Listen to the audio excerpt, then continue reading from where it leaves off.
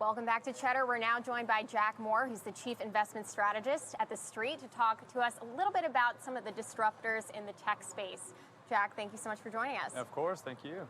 On this Cyber Monday, retailers, a decent amount of the retailers ending down today. Is that what you expected? And who are some of the disruptors in the space? I mean, I think it's tough to tell. You know, I think a lot of the sales, as we saw, took place on Thanksgiving. Obviously, a lot took place on Black Friday. I feel like a lot of people, including myself, as the one sample size, bought a lot of their. You know, Cyber Monday doesn't have the same relevance as it has in like other years. So I think the cyberspace is being taken over. I think the disruptors, number one, Mercadolibre. It's basically the Amazon and the Google, the PayPal, and essentially the Salesforce of Latin America.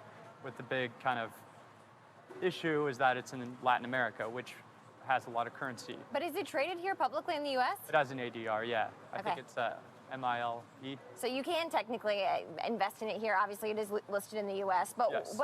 So what do people need to know about this in terms of, is it suddenly going to creep up and compete with Amazon head on, maybe even in the U.S. one day?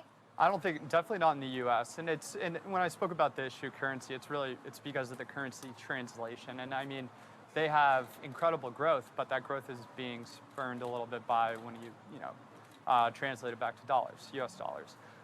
But what I think is interesting is that they have barely broached the surface, and they have, in Latin America, only around 60% of the citizens actually use the internet. That's supposed to go to around 85% within the next few years. They're the only player in town. Amazon doesn't even really try to compete with them because they're able to.